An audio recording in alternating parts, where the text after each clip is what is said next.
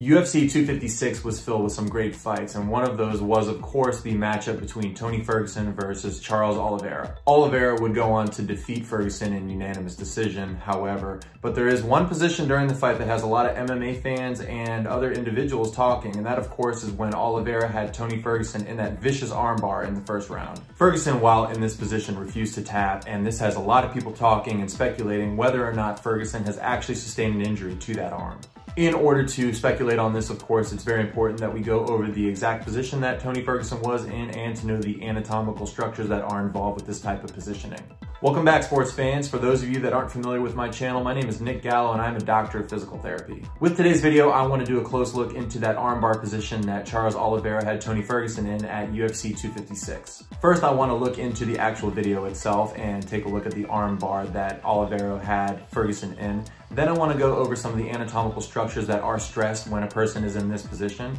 And finally, I want to go over some common injuries that occur in an armbar. If you like today's video and you find it informative, please hit that thumbs up and subscribe to the channel because I will be doing more videos in the future regarding sports injuries, rehabilitation, and other physical therapy related content. Now first, let's take a look at that armbar.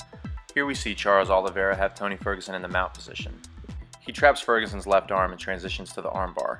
He then puts Ferguson's hand behind his left armpit, increasing the pressure. The round ends, but we can see Ferguson is in pain. In slow motion, we can see Oliveira hoist his hips up, increasing a lot of pressure on that elbow. Because Ferguson refuses to tap, he increases the pressure even more by pushing that arm behind his armpit.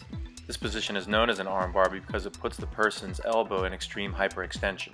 The elbow is made up of 3 bones, and those are the humerus, the ulna, and the radius. Here's a side view of the elbow, and it shows an important structure on the ulna known as the olecranon. This structure is important because this is actually where the ulna attaches onto the humerus bone. If a person is in a hyperextended position for any period of time, it can lead to a fracture of this area. Therefore, this is commonly seen in positions such as the armbar.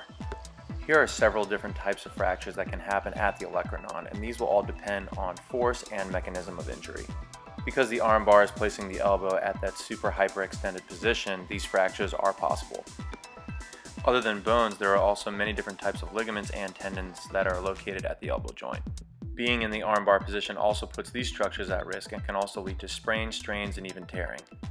Being the tough, resilient fighter that Ferguson is, he does continue to fight for the remainder of the match. However, he does seem to favor that left arm and utilize his right hand and kicks more often.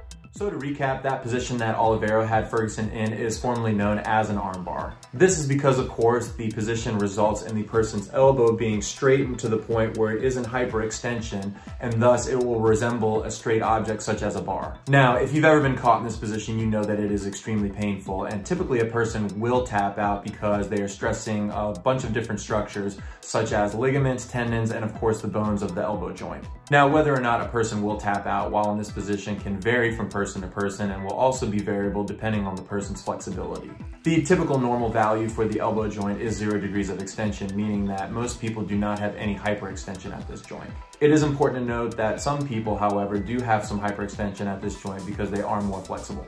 In the case of Charles Oliveira's armbar on Tony Ferguson, however, he seemed to move Ferguson's arm well beyond that 0 degree mark, putting his arm in extreme hyperextension. Tony Ferguson, being the tough mental and physical fighter that he is, refused to tap in this position and went on to complete the rest of the fight. No word has yet been released on the extent of the damage potentially done to Ferguson's elbow. However, it did seem that for the remainder of the fight, he seemed to favor that elbow a little bit when throwing jabs and also doing grappling. Therefore, it is possible that Ferguson has some type of damage done to that elbow at this point, whether or not it is a sprain or strain, damage to a tendon, ligament, or a bone fracture. When we know more information about the injury itself, when the injury report comes out, I will be doing a follow-up video just to explain the injury in more detail. And that is it for the armbar that Charles Oliveira had Tony Ferguson in at UFC 256. Once again, if you really liked today's video, please hit that subscribe button because I will be doing follow-up videos in the future. Thanks again for tuning in, and I'll see you next time.